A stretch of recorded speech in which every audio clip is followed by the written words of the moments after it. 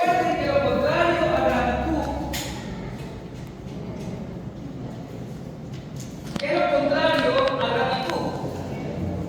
La queja. Cada vez que tú te quejas,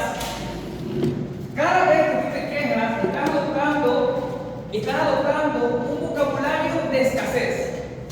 ¿Por qué nos quejamos? ¿De algo que tenemos o de algo que no tenemos? De algo que no tenemos. Y si nos quejamos de algo que tenemos es porque estamos conformes con eso de que tenemos. Por lo tanto, siempre la queja va a ser contrario a la gratitud. Siempre. Recuerden que nosotros día a día estamos eligiendo. A cada momento. Incluso la palabra que yo utilizo, estoy eligiendo una palabra. ¿O no? Yo elijo agradecer o quejarme. Si estamos frente a un plato de comida, un pan con un café, me puedo quejar de que ese pan no tiene ni mantequilla ni queso. O puedo agradecer que tengo un pan para servir.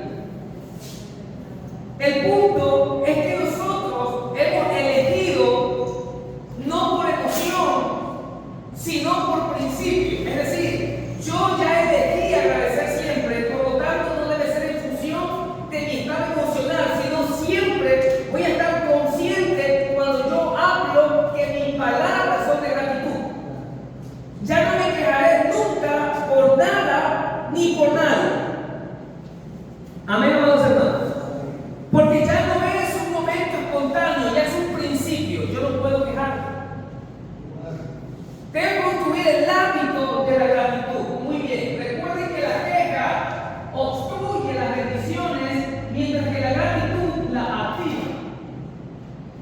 Aquí la obstruye, la detiene, la bloquea. Aquí pongo bloquea y aquí pongo la activa. Cuando tú eres una persona agradecida, activa las bendiciones y la queja las obstruye, las bloquea, las detiene, las cubre. Por lo tanto, nosotros tenemos que ser sabios y elegir siempre la gratitud. ¿Cuánto dicen amén? Amén. Bien, hoy y esta mañana vamos a encontrarnos con un tema que es el tema número 2 de este mes, que se llama, ¿cómo se llama el tema general de la iglesia? La ciencia del logos. Recuerde que Juan decía en Juan 1:1, ¿quién estaba en el principio? ¿Quién era en el principio? Sí, pero ¿cómo está en griego? Original. En el principio era el logos. Logos, que la Reina Valera la tradujo como palabra. Pero logos no solamente es palabra. Logos no solamente es palabra, es conocimiento. Logos, ¿qué es? Conocimiento, es iluminación, es asunción. De esto vamos a hablar luego. Asunción. Juan dice, en el principio era el Logos. Y el Logos, ¿con quién estaba? Con Dios. ¿Y qué más dice? Y el Logos era Dios. Era como veía Juan al Logos. No estoy diciendo que así era el Logos, era como Juan veía al Logos. Por ahí yo escuché un predicador que decía que Dios al principio se ponía muchos nombres. Jehová Jireh, Jehová Olán, Jehová Sanai, Jehová Rafa. Dios nunca se puso nombre. Lo llamaban así, que es distinto. Pero él no dijo, yo soy Jehová Yahvé. No, el pueblo judío le llamaba de diferentes formas. Pero él no se ponía esos nombres. ¿Estamos claros? Entonces, una cosa es muy distinta. ¿Quién es Dios? Y otra cosa muy distinta es que tú creas que es Dios. Amén. Si mañana tú escribes un libro diciendo qué es Dios, yo tengo por qué sumergirme en lo que tú dices. Porque lo que tú dices es para ti. Ese es Dios para ti. ¿Y a su nombre?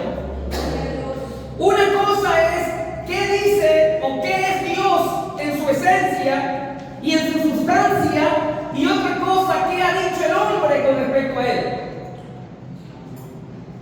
Y les aseguro que el Dios de Moisés es diferente al Dios de Abraham. Y el Dios de Abraham es diferente al Dios de Jacob. Y el Dios de Jacob es diferente al Dios de Jesús. Y a su nombre. Así que, por eso vienen ahí dos líneas en el conocimiento bíblico. Una se llama hermenéutica y la otra se llama exégesis. ¿Qué es la hermenéutica? Es interpretar qué quiso decir el autor con lo que escribió. ¿Y qué es la exégesis? ¿Qué quiero decir yo? ¿Qué puedo hacer yo? ¿Cómo puedo interpretar para mí lo que dice allí? Son dos cosas muy distintas. Amén. Correcto.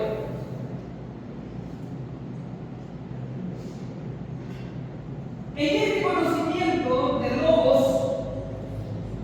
llámelo ahí usted, póngale todos los nombres que usted quiera. Recuerden que es para usted. Para usted. Dios nunca dijo, yo me llamo Dios. En la historia de la humanidad le hemos puesto diferentes nombres. ¿Quiénes? Él y nosotros. Nosotros. Pero Él no tiene nombre. Así es, yo soy quien soy, punto. Yo no tengo nombre. ¿Por qué nosotros tenemos nombres? Porque nuestra madre nos puso, pero ¿para qué? ¿Para qué nos puso nombre? Para identificarnos, porque habemos más de uno. Y si hay un solo Dios, ¿para qué tendrá nombre? ¿De qué se va a identificar si solamente Él existe? ¿Y se dan cuenta? Por sentido común, el nombre es para identificarse. Bien. Entonces llamen como ustedes quieran a logos, llamen como ustedes quieran, llamarlo fuente, chispa, fuente, ya dije fuente, ¿verdad? Dios, los griegos decían Zeus, llamen como ustedes quieran. ¿Sí? Pero tienen que sentirlo de una misma manera. Hoy vamos a ver la ingeniería del recipiente.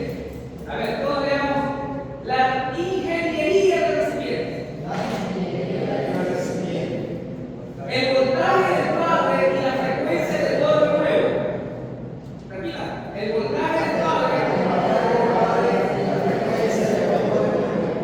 Eso era eso. Pero ya lo vamos a descubrir. Todo esto como la ciencia del logo, ¿verdad? Vamos a leer Juan 17:22, todo al unísono. Por lo que quieren seguir con la escritura, por ahora, y vamos a leer bien aquí no tengan que buscar. Todos al unísono. 1, 2, y a las 3.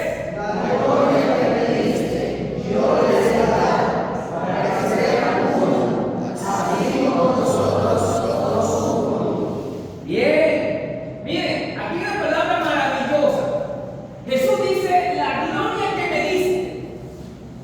¿A quién está hablando Jesús? ¿A quién se está refiriendo? ¿A nosotros o al Padre? ¿A nosotros? Al Padre. Se está diciendo el Padre, la gloria que me diste. Es una oración de Jesús. Él está hablando con el Padre. Dice, la gloria que me diste, yo les he dado. En otras palabras, la gloria que tú me diste, yo la he compartido con todos. Es decir, no me he quedado con la gloria que me diste, sino que le he compartido a todos, que todos la tienen ya. La palabra gloria, que hoy hay nombre de mujer con la hermana Gloria, esta palabra que también en el camino se ha ido distorsionando tanto que prácticamente ya ni siquiera es lo que un día fue. ¿Qué significa gloria? Viene del griego doxa. Doxa significa logos. Logos también es logos. Doxa es logos. Es gloria, es peso. Gloria o doxa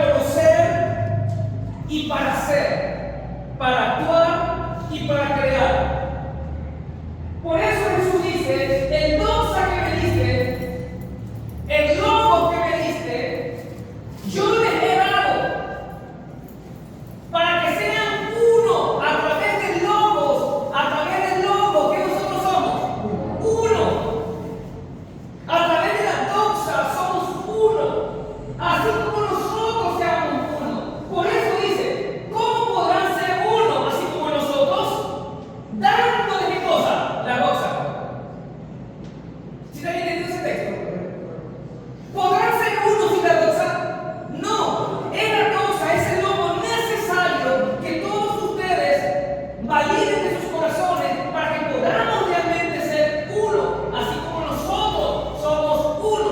Esa cosa que me diste, yo las he dado a todos, se las he dado a todos, sin excepción. Sin excepción. Bien, recuerden que la ciencia de Logos, como su nombre lo dice, ciencia. Nosotros no estamos en contra de la ciencia. Es más, la ciencia es nuestro mejor aliado, porque la ciencia va a ir poco a poco, que ya lo estaba haciendo, descubriendo a Logos. Los axiomas 10 que tenemos son 10 axiomas que la ciencia lo desarrolla o lo niega. Lo desarrolla, lo entiende, lo comprende y lo expande. Muy bien. Vamos a continuar. Ahora, hermanos, esta clase está redactada con el rigor científico, teológico y el lenguaje de emancipación mental. ¿Qué significa emancipación? ¿Qué significa emancipación? Emancipación y libertad.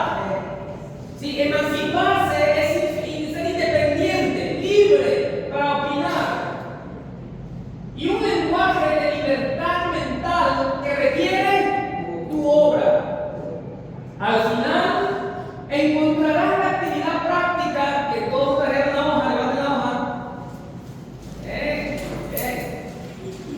Diseñada para que la congregación experimente el colapso de la teoría del plano físico. La hoja que ustedes traen, miren, aunque parezca una actividad simple y sencilla, es muy importante que se practique en psicología incluso. Es sencillísimo, pero debe poner la importancia que es. Continuamos. La reconstrucción teológica. ¿Qué es la gloria? Doxa. Bien. El sistema religioso tradicional nos diseñó la gloria de Dios. Oh, ¿quién nos diseñó la gloria de Dios? El sistema religioso. Yo quiero poner aquí dos sistemas. Uno, el sistema religioso que ha hecho tanto daño al mundo. El sistema religioso ha hecho tanto al mundo. Esto ha hecho trozo al mundo. Por esto son las guerras, las discriminaciones. Los grandes pleitos del mundo es por un sistema religioso que en vez de unirnos, ¿qué ha logrado el sistema religioso? Nos ha separado y nos sigue separando. Porque seguir con el sistema religioso sigue metiéndonos ideas como yo soy luz y voy a oscuridad. Como que si tú estás en la carne y yo eres espíritu. Es decir, nos sigue dividiendo. El doxa no es para eso. ¿Para qué es? Para lo contrario, para unirnos, para que todos seamos uno. ¿Estamos entendiendo? Por eso digo que el sistema religioso ha hecho tanto daño, porque lo que es Dios lo vendió de una forma diferente o contraria. Contraria, totalmente contraria. Y lo que es más fastidioso que en el texto dice una cosa y en el contexto es todo lo contrario. Un Dios de contradicciones. Pero no es que Dios sea muy contradictorio, es que el hombre sin doxa se hizo religioso y creyó y entendió que estaba descifrando a Dios y se estaba descifrando a sí mismo. El hombre, el judío, creyó que estaba hablando de Dios, pero ¿de quién estaba hablando? De sí mismo. Y comenzó a crear a Dios a su imagen y a su semejanza. Por eso dice Nietzsche, aunque el texto dice que fue Dios que creó al hombre a su imagen y semejanza, todo parece entender que fue el hombre que creó a Dios a su imagen y semejanza. ¿Quién es contradictorio? Las postulaciones humanas. Pongo un ejemplo que estaba hablando con Félix. Un Dios que le le dice a Moisés: Moisés, no te hagas imagen de ninguna naturaleza, de lo que esté en el cielo, ni en la tierra, ni debajo de la tierra. Seguidilla le dice a Moisés: hazte 2 querubines, uno al frente de otro. ¿Lo han leído, verdad? O sea, recién hace semana le había dicho: no te hagas imagen. Y luego él mismo le manda a hacer una imagen. Lo hace subir al Sinaí, le da las tablas de la ley. Y entre las tablas le dice un mandamiento importante: no matarás. Y ni siquiera había pasado un día, sino que al bajar del monte encontró al pueblo alborotado, haciendo lo indebido. Y Dios le dice: reúne al pueblo y que cada hombre tome a uno de sus hijos, a uno de sus parientes y a su mejor amigo, y lo ponga ahí al lado de él, y ahora tome su espada y mátalo. Recién había dicho: no matarás, y ahora le exige al propio Moisés que cada hombre, ¿saben qué? Pónganse usted en esa escena de que tenga que coger a uno de sus hijos. Tengo que coger entre Giancarlo, Jordi y Leandro. Primero, para poner a mi lado, y no para corregirlo, sino para qué? Para matarlo con una espada. Ya escogí aquí y escojo, ¿verdad? Bueno, no voy a decir ninguno de los tres. Bueno, escojo cualquiera. Qué dolor, ¿verdad? ¿Cuándo dice conmigo? Qué dolor. Ahora escoge de todos tus hermanos, escoge a uno. No escoge el único. A ver, venga acá, Félix, lo siento. Y así a tu amigo, cualquiera de mis amigos. Y llama a Pablo, vente acá. Ahora vengo yo y cojo mi espada. Y Moisés dice: cada quien ahora escoge su espada y mátelo a su hijo, a su hermano y a su amigo. Y dice la Biblia que hubo gran mortandad y llanto en aquella noche. Conclusión y pregunta: un Dios el cual aquí se predica no tiene nada que ver con ese Dios.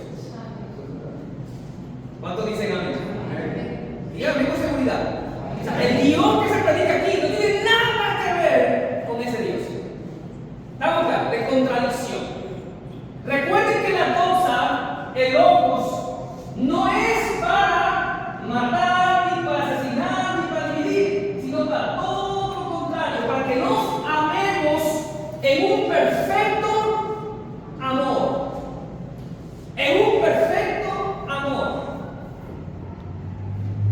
La finalidad de los 10 axiomas y de la ciencia de logos es que tú puedas ver la doxa en tu hermano, la gloria de Dios que hay amado en tu hermano, la perfección de Dios en tu hermano, simplemente que está en un letargo. Mira, es fácil juzgar. ¿Podrá haber alguien tan despiadado y malo en este mundo del cual no puedas ver la doxa de Dios? Es porque estás mirando, ¿qué estás mirando? Sus actos, pero no la doxa de Dios. ¿Sabías tú que si estuviese en las mismas condiciones de Él, es muy probable que tú hicieses exactamente lo mismo o quizás peor?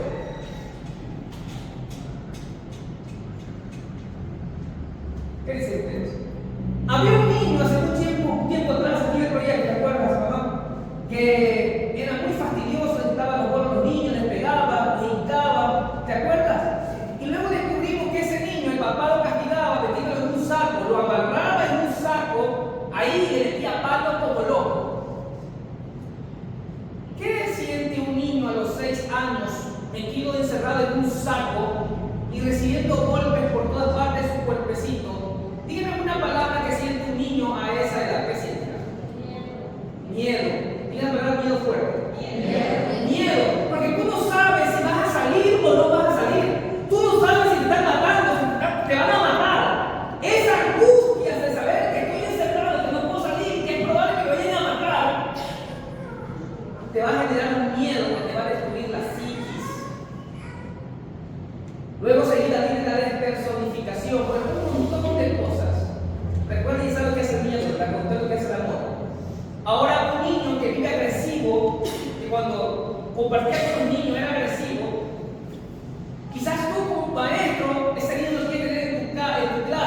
debería ser despedido, eliminado de aquí.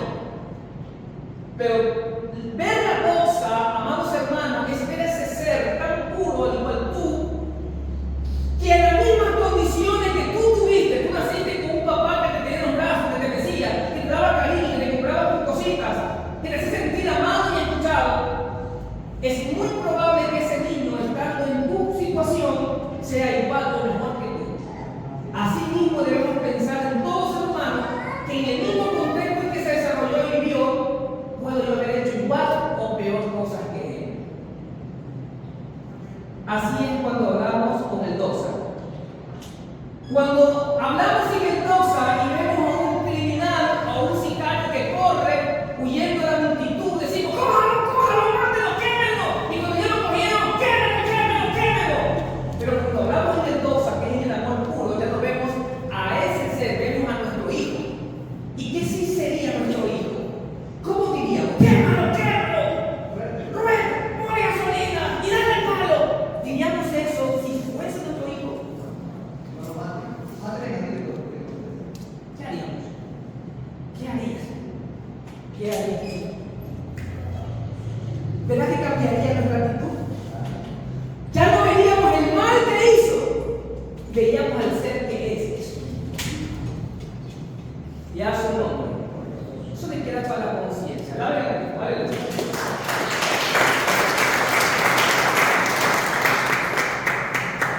Otro que ha hecho mucho daño al mundo es el sistema médico tradicional.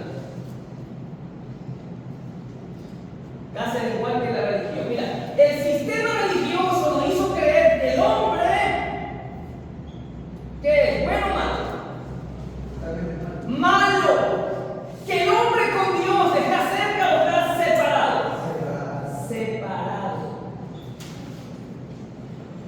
Así mismo el sistema médico tradicional nos hizo creer que el cuerpo humano es imperfecto, que está roto, que está dañado. Y a lo que es error se llama enfermedad. Acá lo que es error se llama pecado. Así se parece, ¿sabes? Como una analogía de ¿sí? Así como hemos desvirtuado en esta iglesia y en la ciencia de lobo, hemos desvirtuado el diablo y el pecado, que nos han hecho creer que estamos separados, que tiene que haber alguien especial del cielo que venga a unirnos con Dios, y que el hombre es malo, que tenemos que derramar sangre de un animal para volver a ser bueno. Esa es la construcción más destructiva de la cosa, de conocimiento y de logos. Y eso vino a cambiar a Jesús en su misión en la tierra, a cambiarnos y a que entendamos que el hombre nunca estuvo separado de Dios. El hombre siempre tuvo a Dios en su corazón, en su alma, siempre estuvo allí dentro. Amén. Este hombre vivía buscando a Dios ¿a dónde? Afuera. Los griegos decían que estaban en el tercer cielo. Los judíos decían que venía un hombre a reinar a ellos por 1000 años y que venía ¿de dónde? De afuera. Pero el Hijo del Hombre, ¿verdad? Algún día se pegó esa clase. Pero Jesús vino a decirnos: no, Dios nunca ha estado fuera, Dios siempre ha estado dentro. Hay que buscarlo dentro de nosotros. Muy bien. Y vino a darnos a entender que esta palabra pecado nunca debió ser. Nunca debió ser. Por eso decía Spinoza, al que tanto le gustaba a y decía: yo creo en el Dios de Spinoza, porque Spinoza decía: ¿quién te ha enseñado que tú cometes pecado contra Dios? ¿Quién te ha enseñado que pecamos o erramos contra Dios? ¿Cómo podemos equivocarnos contra Dios? Yo le puedo robar a Dios, yo puedo matar a Dios. ¿Contra quién yo puedo pecar o errar o equivocarme? Es contra mí, hermano. O sea, Jesús decía: ¿qué haces pidiéndole perdón a Dios y a Dios no fue que ofendiste? Si no quieres, a tu hermano. Por lo tanto, reconcíliate con tu hermano y por lógica te habrás reconciliado con Dios. ha visto en cada uno de mis hermanitos, dice Jesús. Aleluya. Bien. Así que si queremos reconciliarnos con Dios, reconcíliate con tu hermano. Pues a él le faltaste, a él le robaste, a él le mentiste, a él te calumniaste, a él lastimaste. ¿Qué hago yo yendo al templo a rezar y orar pidiendo perdón a Dios por lo que he hecho? Si quiero realmente conectar con el Padre, tengo que buscar a quien hice el mal. Es la lógica de quién? De Jesús, no del sistema religioso. El sistema religioso te hacía pagar una ofrenda. Y esa ofrenda tenía que comprarla con qué? Con plata de dónde? Del templo. Y tenía que ir solamente a degollar ese animal, ¿a dónde? Al templo. Y con ese pago, que también se llamaba como sacrificio, te reconciliabas con Dios. ¿Sí ven? Pregunto, ¿el sistema religioso se parece en algo a la enseñanza de Jesús o es lo contrario?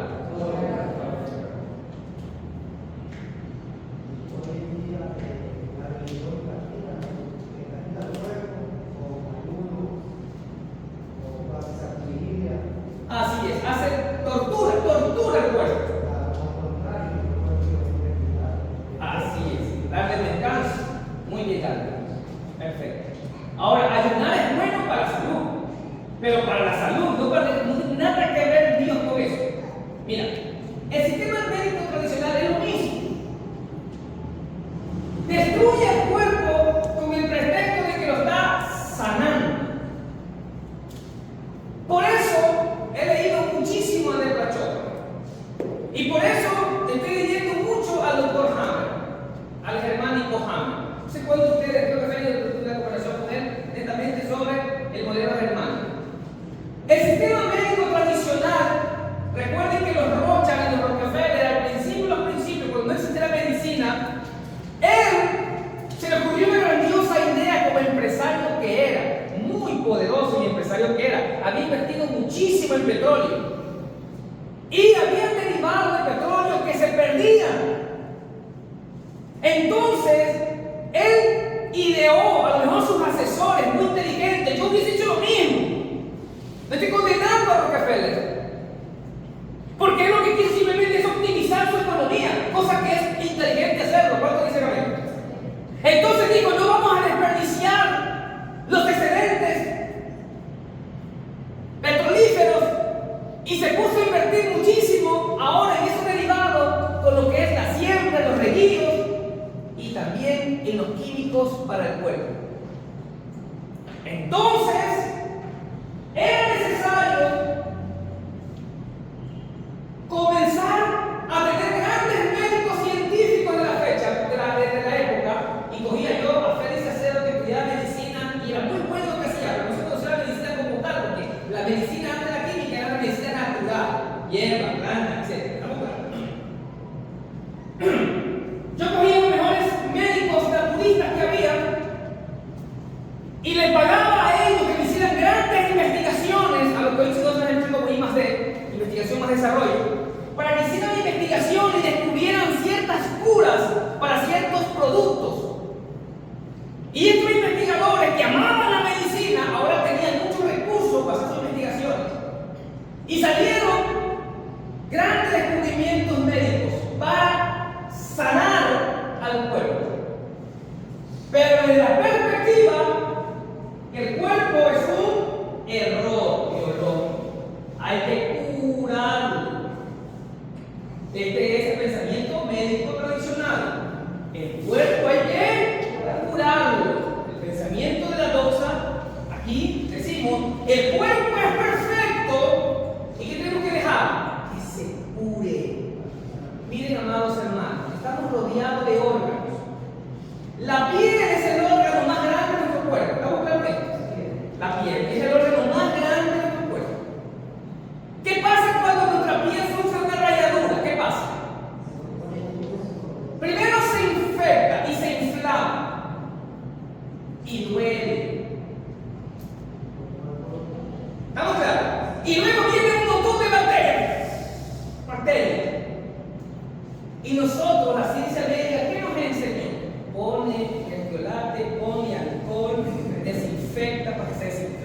te pones una curita, una gasa.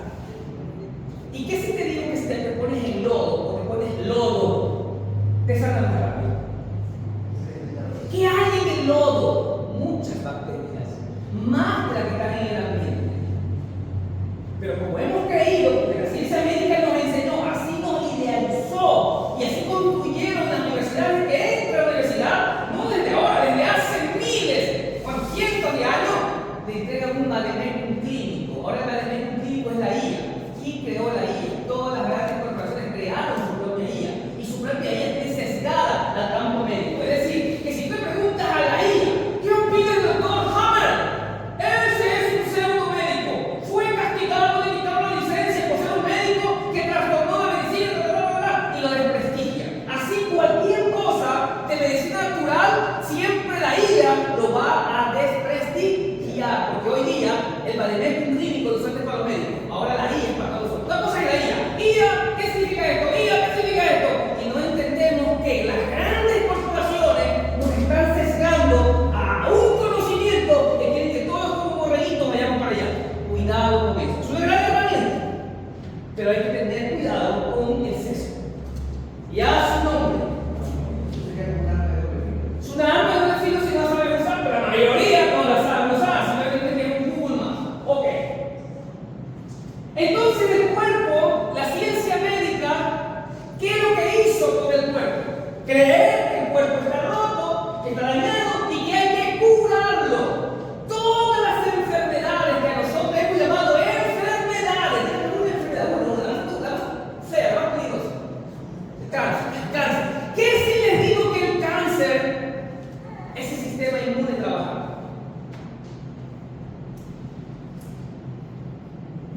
¿Qué si les digo que no hay que destruir el cáncer, sino dejarlo desarrollar?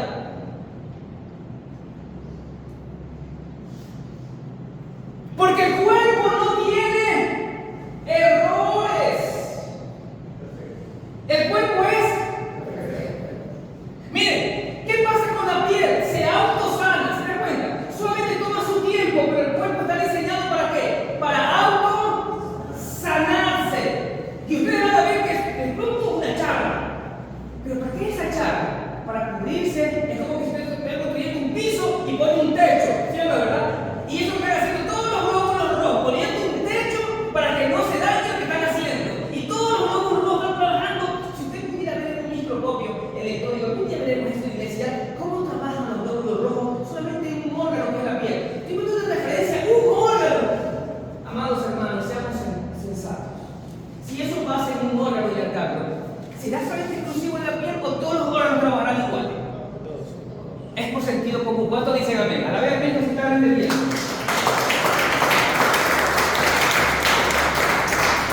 Un niño de 14 años perdió el 60% de la masa encefálica. Y ese mismo niño la recuperó casi el 100% de la masa encefálica. Si el cerebro puede reconstruirse, por Dios, ¿qué otra parte del cuerpo se podrá reconstruir por sí mismo? Pero ¿qué pasa cuando los médicos destruyen el sistema inmune? Es decir, crean un antibiótico para reemplazar a quién? Al sistema inmune. Nos han enseñado que hay que curarlo. Y lo único que estamos haciendo, dice Deepak Chopra. Deepak Chopra, para ponernos en contexto, igual que el doctor Hammer, Deepak Chopra fue el médico de la reina. ¿Quién es el médico de la reina? ¿El más pendejo o el más sabio? Más sabio. A ese cogió como médico. Si hombre es tan inteligente que por ser inteligente se cambió de religión y catolicismo sin ninguna, lastimosamente. Escribió muchos libros. 7 libros, de los cuales le invito a que los lean, los libros de Deepak Chopra. Son difíciles de entender, eso sí. Así que lean los que más bonitos son. Bien, pero Deepak Chopra, después de estudiar y ser tan prestigioso médico, haber ganado todos los premios como Messi, un día dijo: ¿y qué si simplemente yo lo que he estado tapándole la boca al cuerpo y no sanando? ¿Y qué si todo lo que he hecho con la ciencia médica estoy equivocado y no he curado a nadie? Simplemente he bloqueado la oportunidad necesaria. Deepak Chopra se rompe con el sistema médico tradicional y se va a lo que en parte estamos enseñando, lo que es el cuerpo. Y Deepak Chopra entendió después de su estudio que el cuerpo era perfecto y que simplemente le estaba tapando la boca al cuerpo. Es lo mismo que, por ejemplo, le digo que usted tiene un carro muy moderno, el carro moderno tiene un montón de sensores, ¿sí o no? Si hay una llanta que se le ha bajado, un poquito que fastidia, y que la llanta está baja. Si le falta aceite, otro botoncito, y son puros sensores, eso hace la tecnología, ¿sí o no, verdad? Lindo, ¿o no es lindo? Lindo, pero fastidioso. Imagínate que venga el piloto de una nave que diga, peligro, y esto, y me fastidia. Entonces yo vengo, para no fastidiarme, ¿qué es lo que yo hago? Le saco el sensor, me compro una pastillita para que el sensor deje de aparecer. Y desapareció, qué chévere. Es lo mismo que la ciencia médica tradicional ha hecho con nuestro cuerpo. Si tienes fiebre, ¿qué construyeron los grandes laboratorios del mundo? La temperatura. Y crearon un catálogo diciendo, si la fiebre es de tanto a tanto de temperatura. Si es de tanto a tanto, cuidado, más temperatura. Si es de tanto a tanto, buenísimo, puede explosionar la cabeza, más temperatura. Y así, ahora ya he llegado al tema, ¿saben ustedes? Porque está más que discutido que la fiebre nunca fue una enfermedad. La fiebre simplemente es una alerta que me dice, hey, algo está en tu cuerpo, algo está en tu cuerpo, algo que no es de tu cuerpo, está en tu cuerpo. Pilas. ¿Y qué hemos hecho? Taparle la boca al cuerpo y se le dio mucho tiempo a nivel mundial. Son muchos ricos en farmacéuticos. Tengo un ejemplo, una de las medicinas que son tanto así que los médicos cuando empiezan en su área curricular, medicina 1, vale médico clínico 1, vale médico clínico 2. Que no es otra cosa, decir, ¿qué sientes? Que te recete. ¿Qué sientes? Que te recete. Entre todo, vaya a un médico, cualquiera que este sea, y dígame si no sale con una receta. ¿O no? ¿Quién va a un médico y no sale con una receta? ¿Quién crea esos medicamentos? ¿A dónde va a parar esa plata? A las farmacéuticas, los grandes laboratorios que son 4 a nivel mundial, dueños de los dueños del mundo.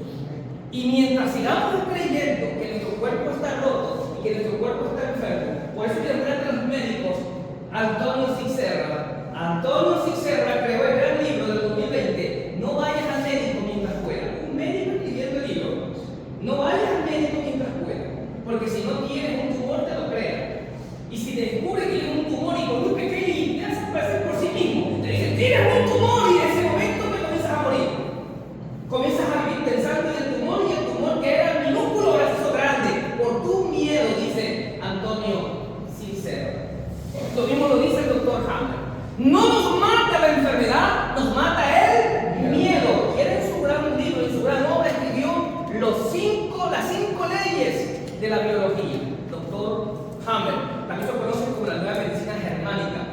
Y esto lo descubrió a raíz de que mataron a su hijo de 21 años por accidente. Y a él le dio cáncer testicular y a su esposa cáncer de mama. Una historia grande.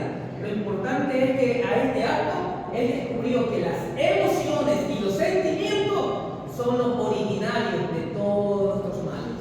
Que lo mismo desarrolló y concluyó Deepak Chopra. Es lo mismo que estoy enseñando yo en esta iglesia. Así que estamos en la misma. Aleluya. Por lo tanto, tenemos que romper con esto. ¿Y tenemos que romper con qué? Con esto. Muy bien. Pero, luego insisto, son decisiones que debemos tomar, pero creyéndolo. Porque si con la duda, ustedes van a decir, pero pastor, pero si el doctor James se le murieron 500 pacientes. Sí, de 5,000 pacientes se murieron 500, 4,000 estuvieron sanos, solamente con sus tratamientos. Nada de quimioterapia ni de radioterapia. Perfecto, pero el doctor Hammer te dice, de nada sirve que yo te diga, no temas, y si tú sigues temiendo, no depende de él, y depende del paciente. Por eso que lo más importante que nosotros debemos aprender es no hospedar aquí en nuestro corazón al miedo. Recuerden que el miedo no vive en la doxa, no vive en el lobo. El lobo es la ausencia de miedo. El lobo es la ausencia de miedo. La doxa que es el lobo es la ausencia de ¿qué? De miedo. El miedo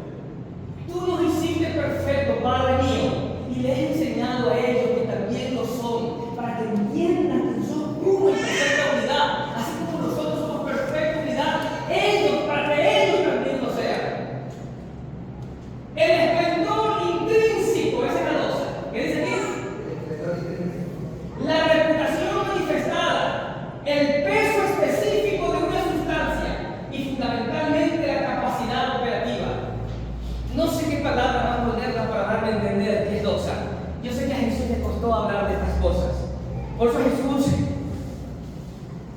terminaron matándolo. Y no pudieron, lo que él decía es: ¡ese es un blasfemo! Siendo hombre, se hace Dios. Eso concluía la gente. Eso concluía la gente.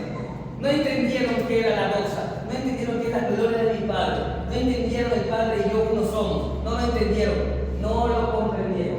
Continuamos. Miren, hubo un hombre, hay un hombre que se considera el padre de la mecánica cuántica, hoy por hoy. El padre de la mecánica cuántica, ganador de un Nobel de física. Lo máxima referencia a lo que es física cuántica, gracias a Max Planck. Hablen, busquen todo lo que tiene Max Planck. Es un elegido, es un despertado. Si conectamos las cosas con la física del siglo XX, nos encontramos con el padre de la física cuántica, Max Planck. En su famoso discurso de Florencia, que se ganó el premio Nobel, en 1944, Planck afirmó, miren ustedes, 44. Como hombre que he dedicado toda su vida a la ciencia más clara, gracias a Max Planck sabemos lo del átomo, de las partículas subatómicas, gracias a él descubrimos que el átomo siempre fue de mala palabra, no existe átomo. Antes de él existía átomo. ¿Qué significa átomo? ¿Qué es A? Un sufijo que significa sin. ¿Qué significa tomo? División. ¿Qué significa eso? Que el átomo ya no se podía dividir, que era la partícula más chiquita de la materia. Y eso era la evidencia de que la materia era real. Ya su nombre. Porque existía la partícula más chiquita e indivisible. ¿Cómo se llamaba? Átomo. Por eso se llama átomo, porque no se podía dividir. Pero más acá en el 44 dijo: ¿y qué? Se podía dividir. ¿Y qué si la partícula sí se podía dividir? ¿Y qué si yo digo que sí se puede dividir? Por eso en 1944 se desarrolló la gran teoría científica de los cuantos. Es decir, en cuánto puede dividir un átomo, pero simplemente era una teoría de Max Planck, hasta que se construyó el edificio más grande que jamás en la humanidad se haya creado, el CERN. ¿Y pueden ustedes buscar lo que es el CERN? Nunca se ha ganado tanta plata en el mundo para crear una monstruosidad como el CERN, 35 kilómetros de redonda. Simplemente se construyó más de 13.000 millones, es una cantidad brutal de dinero. Solamente se lo construyó para chocar dos átomos. Imagínense ustedes. Se hizo el gasto más grande de la historia de la humanidad simplemente ¿para qué? ¿Para qué se hizo? Para chocar dos átomos por las teorías de Max Planck en 1944. Hasta que no hace mucho, en nuestra época, salió por televisión que encontraron el bosón de Higgs, no sé cuánto ustedes saben. Bien.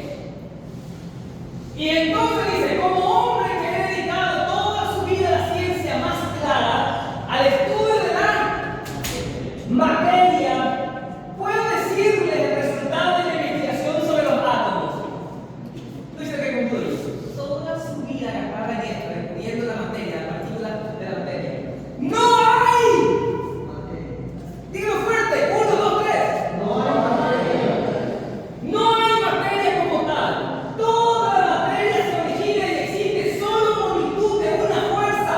Debemos asumir detrás de esta fuerza la existencia de una mente consciente e inteligente. En otras palabras, nunca existió la materia como tal. A lo cual nosotros hemos llamado materia simplemente es vacío eterno. Lo que simple y llanamente hay es una eterna conciencia. No lo está diciendo Tomasías, Cataba, ni Félix Giovanni. Lo está diciendo el descubridor de la física cuántica Max Planck a través de la investigación de toda una vida. ¿Sí está muy claro? Y hoy, gracias a Max Planck, se desarrolla todo lo que es mecánica cuántica. Lo que me dijo usted hace muchos años atrás.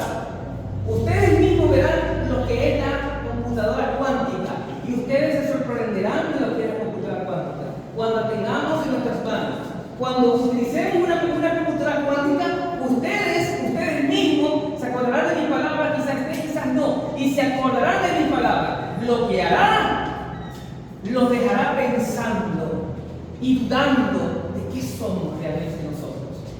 ¿Qué somos realmente nosotros? ¿Quién nos hizo creer que éramos simples humanos? Somos maravillosos. Justamente en eso que decimos tanto empeño y tanto ímpetu a conocerlo. Así es. Así es. Y todo en función de Newton, toda la física antes de Max Planck era Newton. Newton era el cerebro, pero quedó en dos divididas la física en dos partes. Newtoniana, que era la física de los cuerpos grandes, y la ciencia cuántica de Max Planck de los cuantos, los pequeños, de las micropartículas. Y miren, tenemos a otro monstruo, Nicolás Tesla. Asimismo, la ciencia de aquel entonces destruyó a Nicolás Tesla. Le quemó su laboratorio, le robó todas sus investigaciones, lo encarceló, lo aniquiló, murió pobre, enriquecido, y hoy, gracias a la ciencia de Nicolás Tesla, podemos descubrir, podemos entender tantas cosas que la del tiempo está dando la razón. Aquí entra la ingeniería de Nicolás Tesla. Para que una lámpara reciba la corriente eléctrica de una central hidroeléctrica y se encienda, necesita dos cosas: un cable conductor y una resistencia interna capaz de tolerar el voltaje. Recuerden que estamos hablando de la ingeniería del recipiente. ¿Quién es el recipiente? Nosotros. ¿Qué necesitamos nosotros para operar? Energía. ¿Nosotros somos la fuente o requerimos energía? Requerimos energía. Si tú le aplicas un voltaje de 10.000 voltios a una bombilla diseñada para 110 voltios, ¿qué pasará con la bombilla? ¿Y qué pasará? La abundancia del Padre es un voltaje infinito de amor, salud, orden y provisión.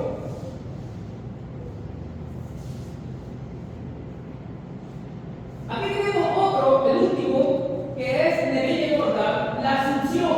Acuérdense que hablé de la asunción. Miren, no importa si no hacemos la actividad que la hacemos la próxima semana, no importa, pero quiero que ustedes entiendan el porqué de la actividad. Y quiero que ustedes entiendan la importancia de estos tres grandes cosas. ¿Cómo se ensancha la mecánica ante el recipiente de un plano de la conciencia? Neville Goddard nos da la ecuación exacta, la asunción. Diga la palabra asunción. Tu recipiente no se expande trabajando 20 horas al día. Escuchen, quien pudiendo descansar y trabaja, no debería estar en esta iglesia.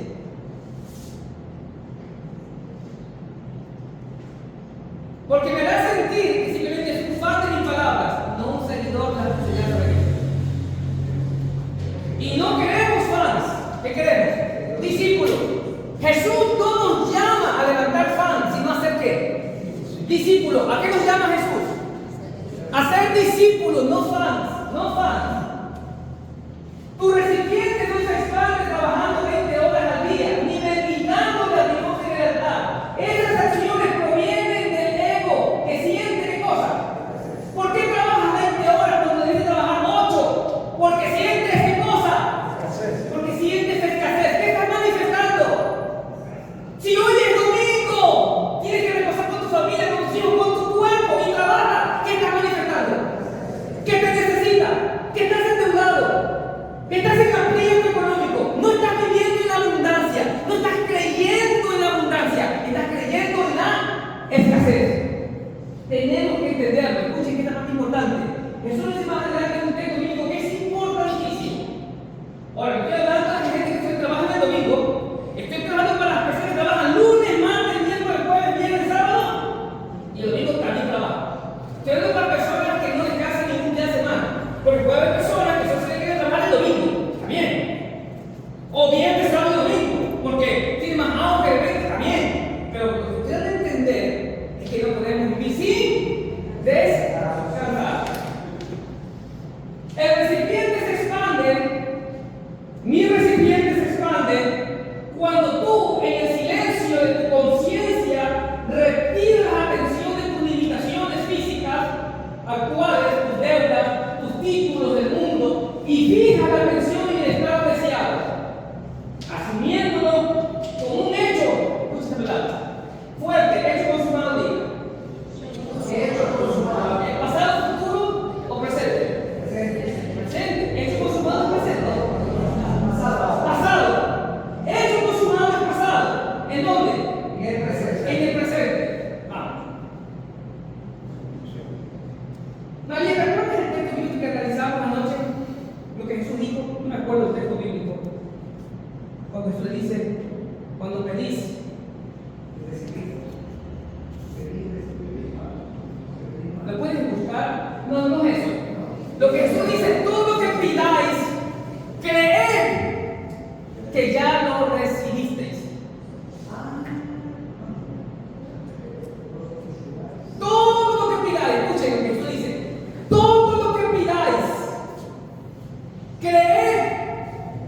Ahí viene Reina Valera con su gran equivocación de traducción.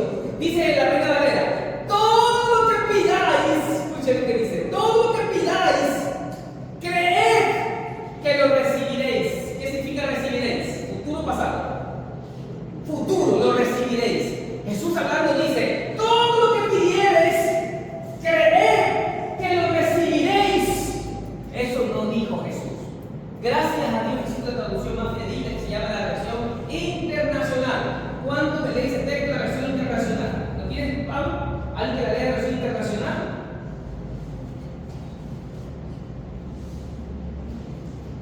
Ok, Google, ¿dónde está el texto que dice Jesús: todo lo que pidieres, creed que lo recibiréis?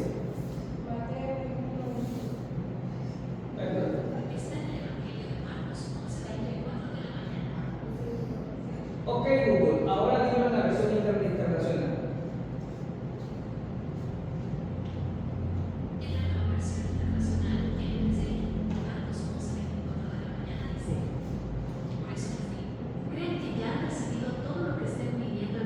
Que dice: crean que ya han recibido todo lo que pidieron. ¿Y cómo cambia? No es futuro, crean que lo recibirán, sino crean que ya lo han recibido. Miren cómo cambia. Lo que estoy enseñando es esto. Si tú crees, si tú tienes algo, deseas algo en tu corazón, pero tú crees que ya lo recibiste, ¿qué dices? Gracias, porque ya lo recibiste. Si tú crees que lo recibiré y estás rogando todos los días para recibir eso que va a venir, ¿sí, Pablo?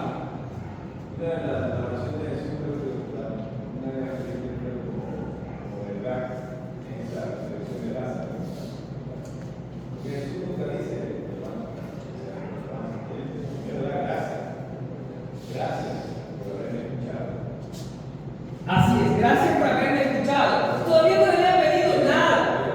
Todavía no le había dicho: Lázaro, ven, sí, pero da gracias de algo que él no proyecta en su mente. Así mismo, gracias te doy, Padre. Perfecto, creo que estás entendiendo, ¿verdad? Jesús nunca comienza una oración sino dice: gracias te doy, Padre, por lo que estás pidiendo. Como que ya lo recibiste. Amados hermanos, esa hojita que ustedes tienen aquí en sus manos, guárdenla en su carpetita para traer la próxima semana que vamos a hacer la actividad. Disculpen, pero el tiempo se nos fue volando, ya son las 10, las 11:05 y tenemos que cerrar. Pero ahí está la conclusión que queremos que la leamos, por favor, en su mente. ¿Sí?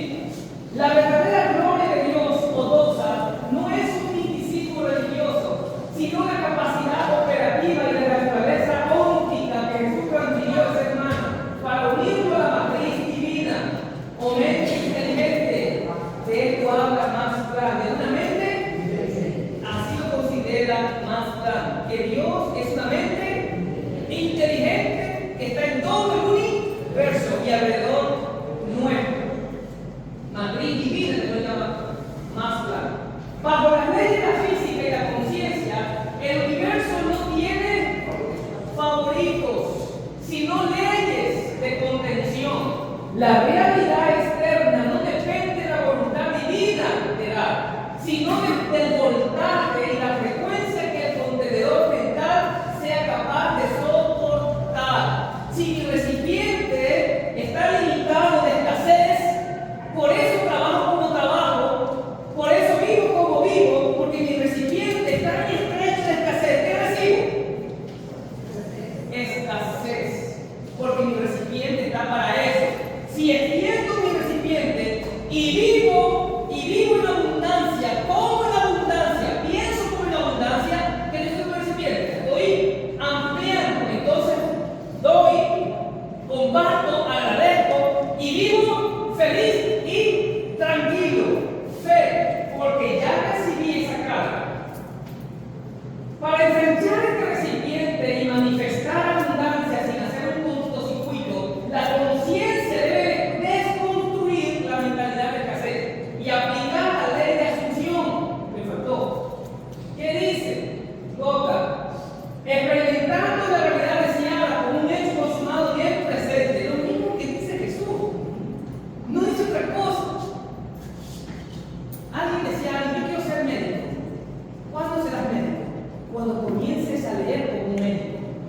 comiences ya a hablar como un médico, cuando comiences a comportarte como un médico, entonces lo serás. Con seguridad total lo serás.